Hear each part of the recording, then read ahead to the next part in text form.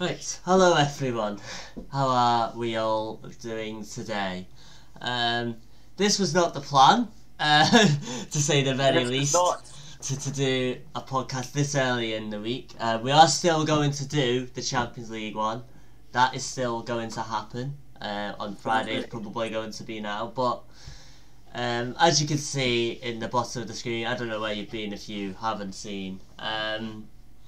Things went a little wrong on Sunday. And Miller hit me up and when we've got to do an emergency pod, hit me while I'm down. There's not many times where Liverpool are down these days, so you've got to take your chances as they come, haven't you, Miller lad? I had to get. I mean, I wanted it as I was. If I had it my way, I'd have had it as soon as the match finished to get it full rate. But this is as good as any. But yes. The problem with doing that is that I was doing I had to do a commentary stream for an F1 league that I'm in. I do the commentary for the top tier, and for the first half an hour, I just could not get myself upbeat at all. I was just so down. Yeah. But usually I lead the podcasts, but this is Miller's time to shine. So Miller, you're gonna lead the pod today. You're gonna decide what we talk about and all that. This is my moment. I'm not gonna cry. So go ahead. Everyone, if you were not under a rock for this weekend of football, you would have seen that it was not a good day for Mr. Rigby. Now, the match was at Anfield, a place that has been quite shaky in the past few games, if that's the PG term to say. Yeah, well, it has been shaky. We lost the last two before this one. Yes, it was built. This game was built as the two titans of the last few years in the league, the two teams going for the title. And first half, it looked like they were both showing why they're in this position, and rightfully so. But then the second half, it was not quite. That's not what it looked like from my perspective, and I'm sure your perspective also. I feel the match went fine. First half, as we were saying before we started the pod. Apart from the pen, which is absolutely ridiculous from Fabinho, but Trent gets beaten not for the first time far too easily on that right hand side, and it's a pen, and you're thinking, oh, for fuck's sake, here we go again. But luckily, Gundogan's obviously been taking tips off Mahrez and blazed it over the bar. And you're right, after that, we probably had the best chance in the first half, apart from that, when Trent nutmegged the fault there, Zinchenko, I think it was, put a lovely ball in, and Mane's header just got it wrong. He came across, just got it wrong, put it over the bar, and that probably was the best chance the first half. I think both teams were sort of. It looked like they were both too afraid to lose the game. Yeah. In the first half. But I thought for the first 20 minutes, though, City, they did dominate the ball a lot. They weren't creating chances per se, but you did worry that something was going to happen. But then after that, for 10-15 minutes after that, we kind of got control. We looked like the stronger team. We were creating half chances. We got that one I've just mentioned that Mane put over the bar and whatnot. Bobby had a decent wee volley that the keeper should easily save, and he does. And it's a stupid penalty to give away. We get a bit of luck from that, and then nothing else really happens. But I was always apprehensive, knowing that City were always going to be happy to come to Anfield and get a draw, because we needed to go and win it. So that was the big problem. But going in at half time, I was thinking, right, okay, it's not been the best. We are going to have to step it up, but if we can move the ball a bit quicker, maybe get the first goal, it might be different. But that was not the case, to say the least. Yeah, you're spot on, and you know yourself, I think everyone knows. But if you're at Anfield and you're playing City, I think we're talking about games, right, where teams were benefiting from the lack of atmosphere, as you say. I think without I mean, I can't what the draw is, but I think without the fans at Anfield in these struggling times, it's not going to get any better. I think once you have the fans there, they give you a bit of a boost. You get that fear factor. Like, teams can come to Anfield during the pandemic, I think, and not get the same fear factor because, as you recall, that one City game where the fans put the fear in the players literally, and the Champions League quarter-final, first leg. Yeah, some people can arguably say that the fans won that game. Not dismissing Liverpool's quality, obviously not because they won it that year. Well, it's interesting. It's interesting to say that, Mel, because it's not the first time in recent years where we've needed the fans to help us get over the line in a big game. We always go back to 2004-05, Chelsea, the second leg. You know, how many Chelsea ex-players talk about that game and talk about the intimidation they felt with the crowd. Obviously we won 1-0, ghost goal. I'm not in the mood to wind up about that, but it's not the first time. Obviously you mentioned the City, even Dortmund in the Europa League, Barcelona. There are so many occasions where Liverpool's fans get them through big games. So for City to be able to come without having that intimidation that they're normally used to, of course that's not going to help, but you're there to do a job. Unfortunately, everyone has to deal with this. There's many teams that are struggling without their fans, so I wouldn't necessarily call that an excuse, but I would say that is definitely possibly a factor about how City were able to, particularly in the second half, sort of settle down a lot more and just play their football. So yeah, I definitely agree with you on that. I think the fans would have made a big difference. Yeah. So here's the first question I kind of have for you. Now, we don't really need to discuss the goals per se because you can go into as much detail as you want, Miller. Yes. So we don't really need to discuss the goals. They all speak for themselves. But we need to speak about one thing. Was a lot of people after this performance, which I was none of them, because I have a different opinion. Some people are saying after this performance, they're bouncing the bandwagon saying that Alisson's not a world-class keeper. What are your thoughts on to those people? And after Alisson's performance in that game, is there worrying signs, or do you think it was just a one-off performance? Listen, without Alisson this season, we would not even be talking about... before this, we wouldn't even have been told before this game about potentially still being able to win the title. He has saved us so many times this season, it's unbelievable. Yes. The only other occasion I can think of where he made a blunder was I think it was the second or third game for Liverpool when we went away to the King Power, I think it was, at Leicester. And he done that sort of back heel, it didn't quite work, and Vardy scored, but Alisson is still the best goalkeeper in the world. He is the best goalkeeper. I will argue if anyone, Oblak and Neuer can get close, but Alisson is the best goalkeeper. And footballers are humans and they make mistakes. These are big ones, don't get me wrong.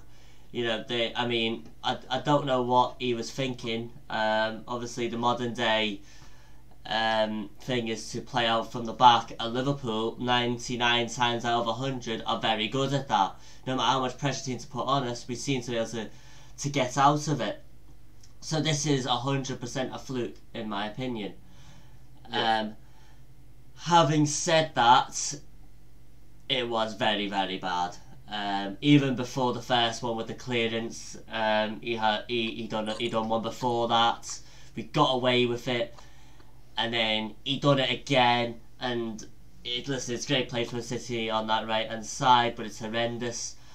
And then the third one, the second one, which was just the third City goal. I just don't understand what he's trying to do. He's not trying to play out from the back. What's happened is, and I always feared this, is Liverpool heads dropped, and we just sort of wanted the game over. Even though it was only 2-1, we wanted the game over. And it led to a very, very bad moment. And it summed up our season. It really did, because unfortunately when things have started to go wrong this season, instead of Usually we're very resilient and, you know, we get through those periods in a game. That didn't happen. We just absolutely capitulated. And it was a horrible moment for him for sure. And I really felt for him. But I'm not about to sit here and fucking chat shit about him because he's been too good. He's far too good. And to be fair, he's probably the one Liverpool player this season before this game who could still have held his head up high and gone, I've not really done anything wrong this season as such. Cal is saying All Black is the best. I used to think Edison, but he's prone to a mistake. And to be fair, going to that point about prone to a mistake, I think all modern goalkeepers are these days, because that is the idea of playing out from the back. You know, you've got to be good with your feet, you've got to play for a top team, and and mistakes happen.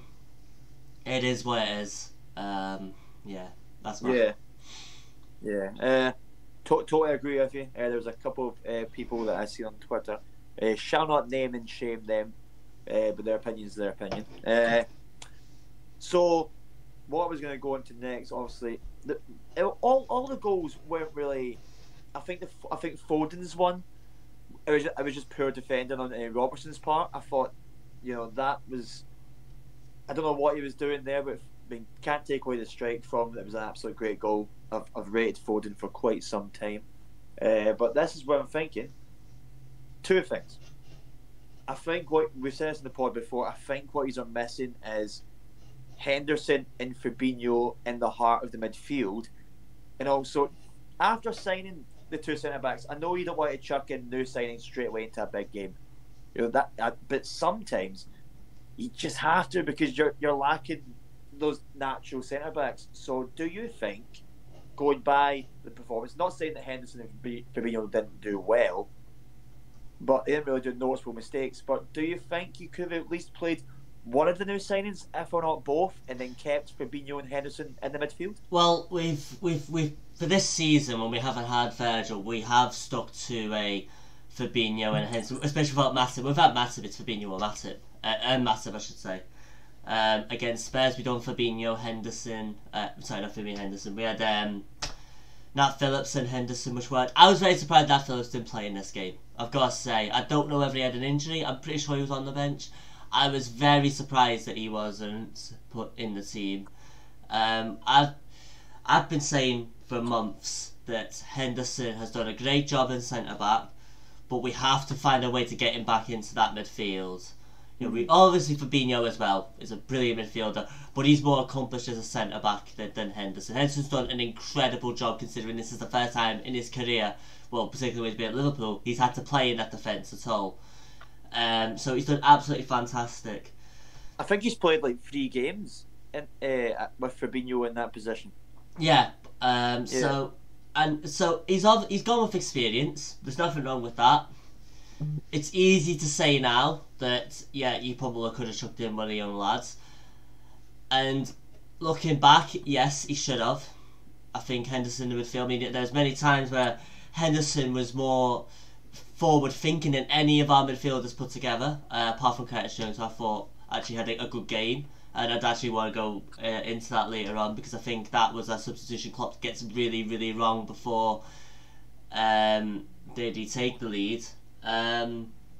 But yeah, I was surprised that he didn't play Henderson in midfield and someone next to Fabinho. I think that would have been it would have been better. But it's easy to say that now. Liverpool got a draw and even won the game. He's a tactical masterclass. And as well as I don't want to go into Alisson that hard, that's the reason it went to shit, is those 2 mistakes, because it was 1-1. We'd gotten the penalty, although it was probably a soft penalty, but you put any contact on a forward in that position, the ball, they're going to go down, and it's the way football is these days. So, especially due to history, if you give Salah any reason, I'm not saying he dives he's not saying he dive, but if you give him just a little inch of contact, it's the mentality of a forward. You have to go down. You have to get a penalty. You have to try and get something in the game, especially when you're facing a team like them. But I think, not going back into this, but it was poor from Fabinho. Not Fabinho, from Diaz, was it? Diaz? Oh, yeah, yes. Yeah, I believe it was. which he was the going into the game the more solid centre back out of all of them. So that was a bit of a fuck up there. But going away from that, I have got two questions and one for you. Before you ask your questions, Statman Cal has just told us. I don't think Alisson is the same without Virgil van Dijk. He's only kept 5 clean sheets from 19 games this season. So maybe he hasn't. Oh, but obviously, when you don't have the best centre back in the world in front of you, you're always going to be a bit more vulnerable, I suppose. Anyway, ask away, Miller. Thank you. Good question for that man. So after this game, and it doesn't really matter about if it was a 2-1 loss or 3 or 4-1 loss. After this game, do you think that the title race is over and the top 4 is the more realistic goal for the rest of the season? Well, I'll let you go and have a look at the top corner where I've got the table, and that answers the question. It was already over. I think I said in our last pod, the Brighton results, that was when it was over, because I didn't feel like we were going to be able to keep the consistency to potentially mount a title challenge on City. The only hope was to beat them. It's as simple as that. And even if we had beat them, would have been 7 points. They had a game in hand. They could have stretched it to 10 again. It was always going to be difficult with that Brighton result, and the Burnley one. Of course it was. A lot of people are saying about the top 4 is over. Listen, I don't believe that. I think we'll finish in the top 4. I really do, because this team are too good to let this slump continue, particularly at home. Yeah. It's a tough time. It's a very tough time. It's the hardest time we've had with Klopp since the first season that he arrived at the club, especially in the league. It's been difficult, but every team have had setbacks. I've had a lot of people saying that the reason it's gone to shit is that Virgil van Dijk and Joe Gomez is out, and that is going to be difficult, right? But we're 27 points worse off than we were last season. That is a massive drop off, and it's been. I mean, obviously the last 2 home results haven't been very good. We drew at St James's Park, which wasn't very good. We didn't play well there. We drew at Anfield against West Brom. We drew at the Amex at Brighton. Drew at Goodison Park. These are games we would have won last season, and we've just not got over the line. And now all of a sudden, instead of just drawing them, we're now losing them, and that's really worrying for sure. So they've got a lot of work to do, because they've got teams on. If you look there, Chelsea are only a point behind us now.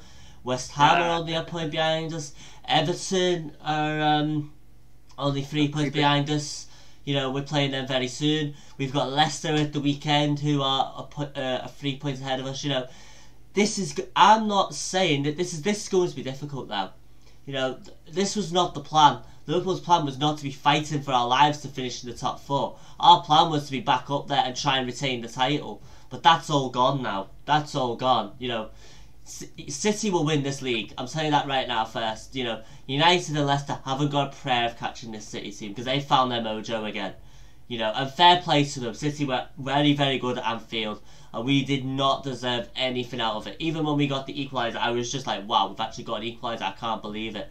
City were fantastic and deserved it, and will deserve to get the title back this season, and we'll go again next year.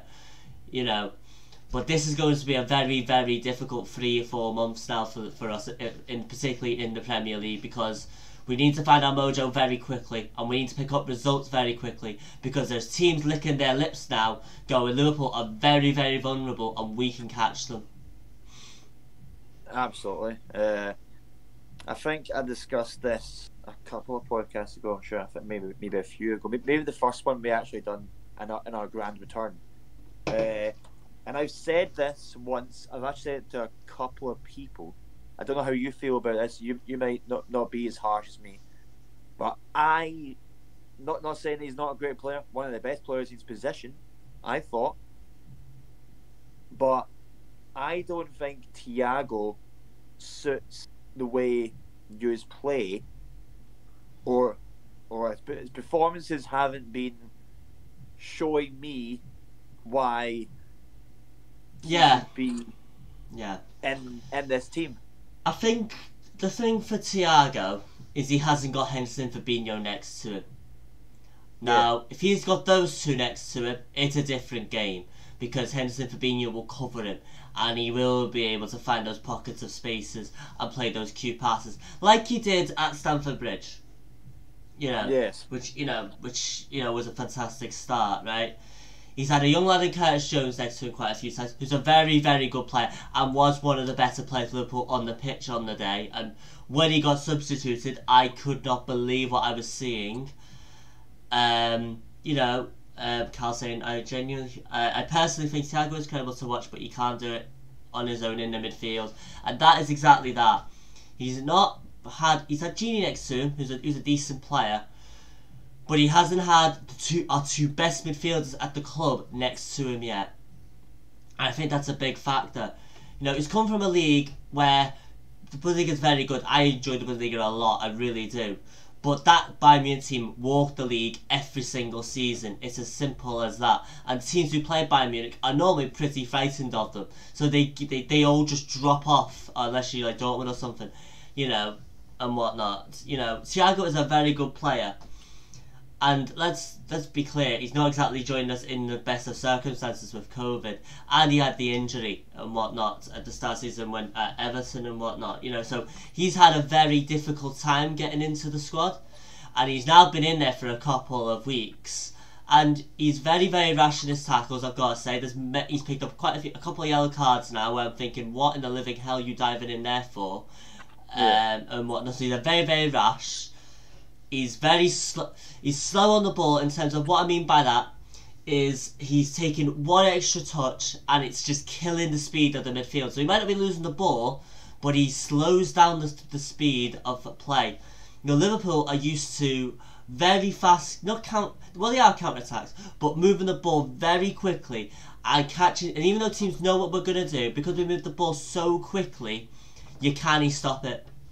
And with Thiago, it slows down far too much, and he's going to have to learn that one-touch pass, or maybe that one, or instead of taking a touch, you pass the first time. You can't keep taking loads of little touches in every single game in the Prem, because you will get caught out.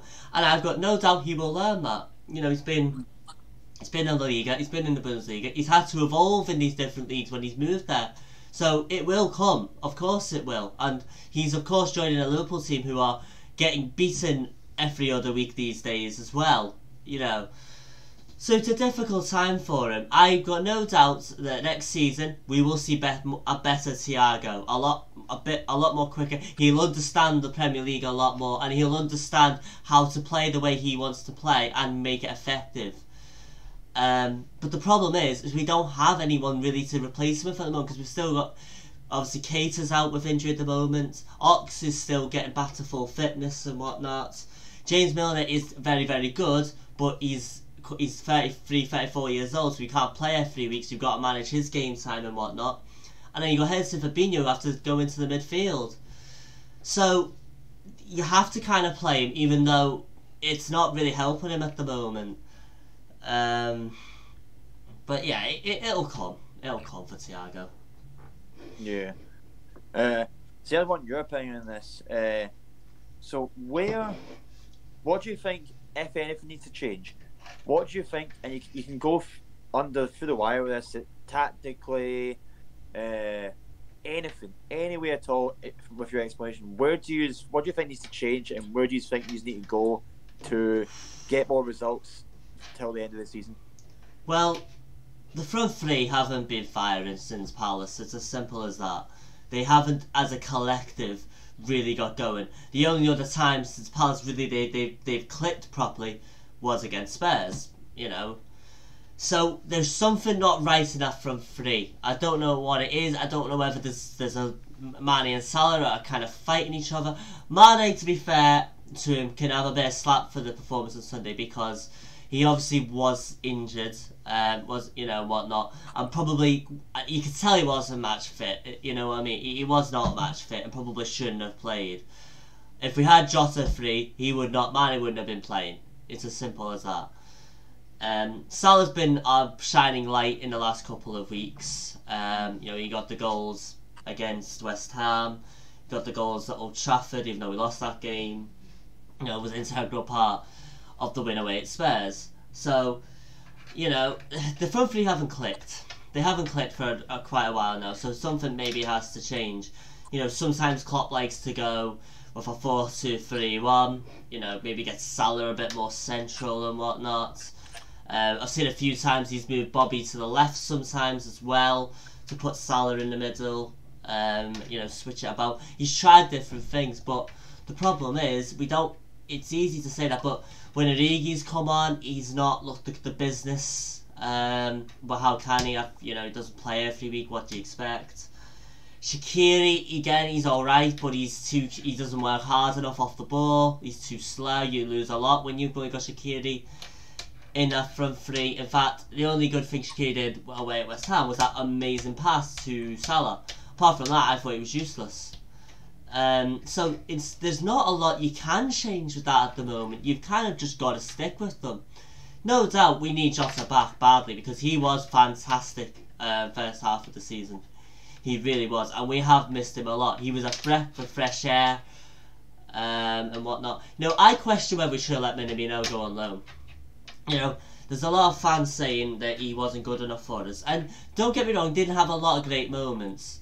But his last appearance was, again, I'm going to mention it again, away at Crystal Palace. And he got his first Prem goal for us. And he looked very, very good on the day. And I don't understand why he never got a look in after that. He got the goal away at St James's Park, which was taken very well. I don't know whether Minamino should have been given more chances, potentially, in the Prem when it wasn't going well in early January and whatnot. But obviously Klopp sees him more than I do. Klopp sees him in training. Who am I to judge Klopp's decision making? Minamino's goal was very good, Cal. It was a lovely finish, and he is a very good player. So it's difficult to say what I would change. One thing I would say is just get the young kids playing at the back, because there's not many times where we are under the cosh. Even at the moment, City was a one-off, but normally we're not under the cosh. You could afford to put a Ben Davis, Nat Phillips, even Ozan Kabak, give him a couple of games, get his debut on the way, and get Henson, Fabinho back into that midfield, or at least move one of them back into the midfield. I think that would be the biggest change for me. But ultimately, in the summer, there are players that need to be moved on.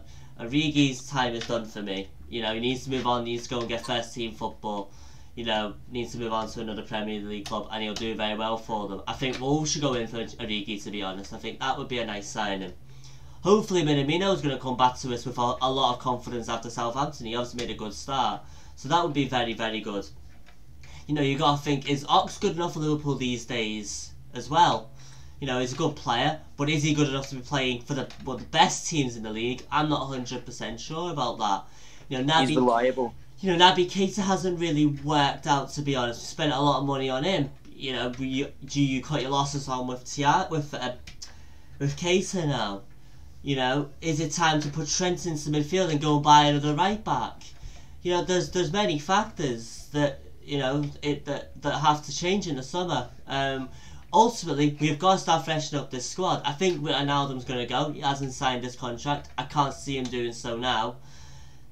So you're going to have to go and find a replacement for him. Maybe Naby Keita will step up when Gini goes. I don't know. It's going to be a massive summer for Liverpool. We have to get rid of Deadwood, and we've got to bring in some top replacements.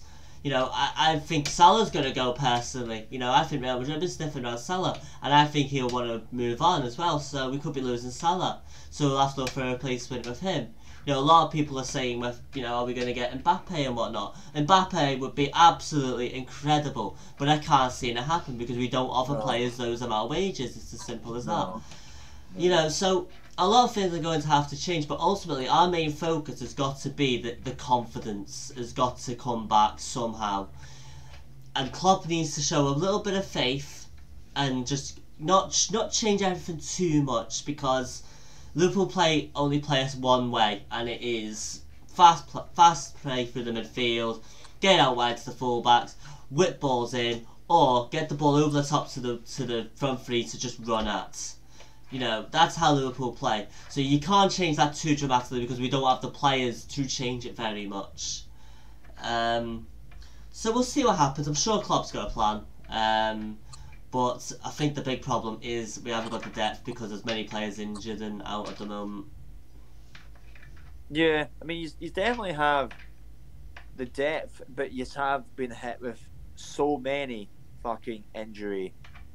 And what your situation is, like, I know people throw about injury crisis when one or two players get injured on a team, but yous have really had the rough end of that phrase. Well, we have. I mean, the obvious two we've mentioned many times, so I'm not going to mention them again. We've had Mane out for a period of time. Salah's managed to keep Salah's out a little bit due to COVID at the September October time. You know, we've had midfielders out as well and stuff. So yeah, injuries haven't helped, but we've still. I don't like using that excuse because yes, Virgil's a big one. That's the big one. Don't get me wrong. If Joe Gomez was the only one that was out, Liverpool we wouldn't be this bad because Virgil van Dijk's a bit ridiculous of a loss. He really is. I mean, look, but we have had our span. We've had Alisson for the majority of the season. We've had the full-backs the whole time. They haven't really got anything. Trent was out for maybe 2 weeks or something, you know. But we coped with that. Midfield, we've lost out on our midfield because we've had to put them into defence. But our front three have been relatively fit most of the time. So yeah, injuries have hit, but you're 27 points off. It's just not good enough, really. So I really wouldn't want to put this season down to injuries too much. I think we've been at it for 3 or 4 years, Liverpool, constantly. We have barely lost a game at all in the league, to be honest. You know, and we were fighting so hard to get that title. And once we got it, I think we mentioned this last time as well. We lost a couple of games. So we got battered by City. We lost to Arsenal. We drew to Burnley, I think, at Anfield. You know, we looked vulnerable, and that was because when we won the title, all the stress, all of it was lifted off. And we couldn't lift ourselves to go again this season. It's as simple as that because the players are desperate for a break, which they haven't had. And no, not other teams have had breaks either.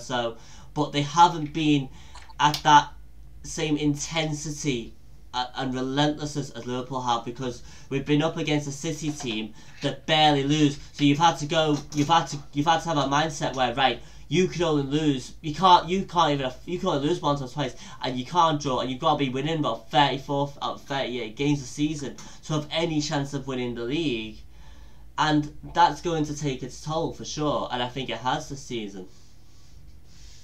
Yeah, I totally agree. I think I said this to a couple of people of what I would do, not for the rest of the season, but what I was thinking is like next. I don't know what your next couple of fixtures are, but like testing out your couple of centre backs you've got. I'd throw in Kabak and put Fabinho with him and get him embedded. Then the next game have Ben Davies in there, maybe a cup game, and get Fabinho embedded with him. And then when you say cup game, you'll have to mean the Champions League because we're not in the FA Cup or League Cup anymore. Yeah. And then get those two match ready, then try them out in a pair, get your midfield back up to scratch, get Thiago performing like we were saying earlier, and just try. I know I don't want to encourage you for the top 4 because I want to be there also, but as a club that you are and as reigning champions, outside of the top 4 is not on. It just can't be. Our next 2 games are Leicester away and Everton at home. It's not easy. And then, that's shit. Then you've got Sheffield United and Fulham after that. Then Wolves. and then you got Chelsea and Arsenal, you know, and then obviously you got Champions League in between all these as well. There is no easy games coming up. It's Liverpool got to pick themselves up very, very fast, and I'm sure they will, but it's going to be tough. Yeah, it's I'm saying in the emergency podcast. It's not really an emergency. I do think he'll get back up, but I mean, well, it is. Well, it is an emergency because this isn't where we were meant to be. Yeah, I mean, this is kind of what you were saying. It's kind of fatigue because you have went so high, like you have went so high that the drop down in this phase has been much harder, and you just need to get back up there. It's the same as when City went that dominating league win a couple of years ago, and then even though they played extremely well, you were obviously better. But then now they've climbed their way back up. They look like they're unstoppable. Obviously, any team can be beaten on their off day. But right now, no one's going to catch City. It's a fact. You know, as well as Leicester play, they'll have their down period. They won't catch them. They don't have the title mentality for that. Man United can play like title challengers, but they're not title challengers in a mental state. Well, United are the closest to be able to beat City this season. You know, Leicester are only 2 points behind United, but at the moment United are the closest. Obviously, if they hadn't lost to Sheffield United a couple of weeks ago at home, they would have been 2 points in it, and City had one game in hand, and it would have been really on. But the fact that they went and lost that game, they're 5 points behind, and City have got the game in hand, as I've just mentioned. So, you know, obviously, it is what it is. City are going to win it this season. Fair play to them. They had their dip last season. They've come back in a very strange Premier League season. You might want to turn your lights on, by the way. I can barely see you. Yeah. That's better. Now we can see him. Oh, maybe we should turn the lights off. The ugly mug. I need to be. Absolutely. But yeah, it is what it is. It's a crisis because this isn't what we were meant to be, but it's also not a crisis because there's many teams worse off than us. Yes, many teams are worse off. Yes. Just to close off this chapter in this mini podcast, as we're saying, we will be doing the Champions League podcast at the not close to the end of the week. Obviously, we're getting to these Champions League fixtures. We may as well speak about it before we go into this podcast, a little pre-run. All right. Okay. So we've got Atletico. Who is it that you have? Leipzig. See, is that what's the first game? Is that at home or away? Away, because we couldn't go to Germany and play it because the COVID rules don't end till the day after. So we're still trying to find a neutral venue to have that fixture take place. There was talks about Chelsea and Atletico being in like Poland or something. Yeah. Oh really? That's what I was saying. Yeah, it was like in Poland. Spain the same thing? Are they Spain the same thing? Yeah. Ah. Alright. It's rough. Atletico are firing just now. Your old friend Suarez is kicking the doors down in the La Liga this season. The £5.5 million man is kicking down the doors at Atletico. So I am not confident about that game, but you never know. You never know. We have been performing okay. Connor says the Liverpool Leipzig game is maybe being played in Budapest. Oh God. Which would be interesting. Listen, when I don't want. We'll have a little mini preview. I thought you guys got the worst team to get, obviously, because they're the ones that we were undone by last year, and they've gotten even better this season, and they've got Luis Suarez, so it's going to be very, very difficult.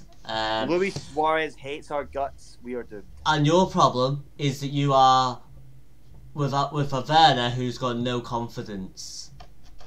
See, Werner, even though he didn't score last game, he did get man of the match because even though he didn't score, he did put in a inspiring performance, a more encourageable performance. So you never know. It wouldn't be the game that I play him, even though if you're playing against Atletico, you need that flair. But I would play Giroud for the Atletico game.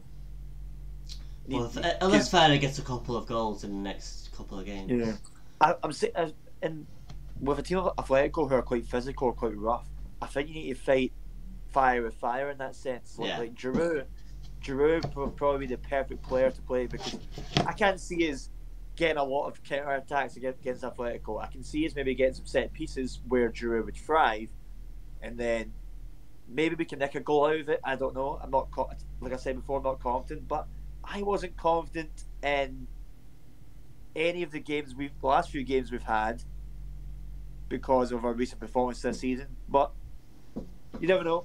The Tuchel plan, we shall wait and see. Well, while we've got Connor here, Connor, if you are still here, I'm sure you're wondering why I've not brought this up yet. You do have a certain little tie coming up, haven't you? Against Barnsley, haven't you? We made this bet, I know. In the FA Cup, which is on Thursday, actually. Oh, so, shit, what? Yeah, I mean, it's always tough for a Premier League team to go away to a team in a lower division. It's always tough. How do you see it? Do you think it'll be plain sailing for Chelsea, or because I'm assuming you don't know a lot about Barnsley. I don't think you watch the Championship too closely. I know nothing of Barnsley. In all due respect, I know nothing of them. But Chelsea have this wee thing where when they play the with all due respect, the smaller teams, they just go with the flow. There's no pressure with it. They just go and perform, like as if they're just playing in the street with a couple of 10-year-olds. Again, with all due respect, but it's when you get to like the feared, not the small teams, but the teams down the Premier League table where you're used to those kind of teams, and that's where we kind of struggle a wee bit. But with the Championship teams, League One teams, I don't think we struggle too much in those games. I think those are the games where we can kind of try and get Werner and Havertz's confidence up, and that's the games where they kind of thrive because it's lower teams. They can try and get those. Well, Connor says that Barnsley are the lowest ranked team left in the competition. Oh, a wee bit of juju it could be then. A wee shocker. It could be. I hope not. Because then I'd have to drink a bottle of whiskey on live. So I do not want that. I will point this out as well, guys.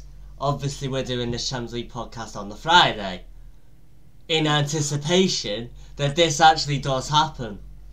God damn it, no. And because I'm a nice guy, we'll do it at like 3 or 4 o'clock, so at least it's close to dinner time, so after that he can get some food and then die on his bed. Or possibly go to the shop and buy more alcohol. You could just have an all night bender. I mean, if we lose to fucking Barnsley, I might be on a bender for a good few days. Yeah, I can imagine, bro. But it's an egg cup, the FA Cup anyway. Mother, if you dare to watch this, sorry, your son goes through things when his teams lose. But if we lose to this, then I might lose my shit. Yeah, you'll just have to stay in your room for the weekend, I think. Yeah, just close the blinds, go offline on Xbox. No one needs to know I'm online. Oh, speaking of Xbox, shit. I did promise that at the end of the next podcast I would finish with this story. There's only a few of you in, so only a few of you are going to be able to hear this story. But it's story time, fellas. It's story time. Of course, I'll be doing the same if we win. Well, you don't, but you can't be fucking over for Sunday, Connor. You can't be hungover for our race. Anyway, so it was a beautiful day.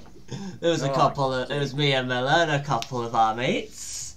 We just played a little bit of football, you know. I missed the net 100 billion times.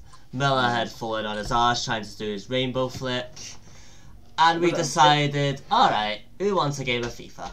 Now, I'd never played Miller before in FIFA. You know, we played for a team at the time, which we won't talk because we were terrible. He is better now, though. He could do the rainbow flip really well, actually, now, to be fair. That's the amount of times he practiced it. I'm better now. That's probably one of my highlights of my football career was a flick. Anyway, so we decided we'll have a game of FIFA, right? So, Miller had already, he had big talk that he was good at FIFA. And not many people had played me because, well, I kind of kept myself to myself. So we had one game. Yours truly won. I can't remember the teams, unfortunately, lads. Liverpool and Chelsea were not picked in these, so we stayed away from those. Liverpool were not good at the time. Chelsea are never really good on FIFAs. No. So I don't go them. Yeah. Apart from which was the one with Diego Costa in? Prime Diego Costa. That would have been good. FIFA 17? Rigby, your mum has burned the dinner again. I know, man. Fucking shocking. There's no garlic bread today, though, so there's no chance of that. Anyway, I'm getting lost anyway. Miller bravely wins the second one. So, you have to have a decider, haven't you? You have to have a decider. It's just the rules. So we get to extra time. I think it was 2-2 at the time. I think I was Dortmund and you were Bayern. I think that's correct. I don't think I may have been. I think I may have been Dortmund. You may have been Bayern because I follow Dortmund. I hate Bayern. Anyway, so Miller was getting very heated at this point. Very heated. Because you've got a couple of our mates who are taking the piss behind us. I don't know who he wants to win at the time. I think they could see Miller was getting annoyed, so they were starting to root for me because it was just really, really funny. The rage. And it was to be fair, right, I won in the end, as you can probably tell. And it was the worst goal in the world, and it was in the 122nd minute. Oh. And Miller grabs his Xbox controller and obliterates it to hell on the wall. Like, absolutely obliterates it. And he goes to the telly, and you kind of just have to grab him back so he doesn't fucking go and break that as well. He's gone fucking mad. He's fucking raging. And the funny part was that meant the lads behind us couldn't play because we only had one fucking Xbox controller. It was bad times. And funnily enough, lads, he's never played me since. You can't really blame the pandemic in this because it's been years since then. Yeah, this was like, when would this have been? 2014, 2015, probably? I've had many more years to practice. We have indeed, so maybe we'll have another game in the future, who knows? Once the pandemic is over, we will start a Twitch series. Once again, Twitch, expect that, folks, expect that. and I will make a profile and I will battle people for potentially money, if you want to see that. And battle people. God, get in the bets on. Oh Jesus, this is getting dark. This. My well-deserved revenge. Your 6-year revenge. I've waited 6 years for this. The thing is though, right, is it won't come across telling the story how fucking funny it was though. Like, you had to be that. I've never seen someone so angry in my life about losing a game of FIFA. It was beautiful. I've done worse, bro. I've got worse. My anger is worse. Yeah, your anger is. I've calmed down. If anything, I'm not as angry as I used to be when I play FIFA. It's not got better. And anyone of my friends will say this. I say unspeakable things when I concede, and when I lose, it's worse. But even when I concede, unspeakable things are said. It is not. I don't like losing in anything. But yes. I mean, at least you didn't lose. What was it, 10-1, Connor, when we played FIFA? Yes, talk to you now, Connor. You're now getting bullied. I was QPR and he was Barnsley as well. I think I was QPR. I think it was something like Was that. that when QPR had Julius Caesar? That was this FIFA. That was this. That was last FIFA. Sorry, last FIFA. I think it was. Oh, okay. So yeah, at least you didn't lose by that much, Mel. But we'll have to get that on. We'll have to get when we're allowed to actually have people around. We'll have to get you around and we'll stream it. And oh yes, you break my monitor and I'll break your neck. 9-1 lad, it wasn't double figures. In case I do. Colin said 9-1 lad, it wasn't double figures. Thank fuck. Here's a check for a new monitor. There you go. Anyway, lads, it's been a pleasure. It's like I say, there's no question time today because this was literally just meant to be a little mini podcast, just to discuss Liverpool a little bit in a bit more depth and whatnot. But because obviously I didn't want to wait till Friday to do this because the Champions League one, I don't want to be talking too much about the Prem. It's got to be just about the Champions League. Yeah. So we will be doing that. And of course Europa League as well, which another team are in. So it'll be a lot of fun. So make sure you get all your questions to me on Twitter before Friday that you want asked. Say this now.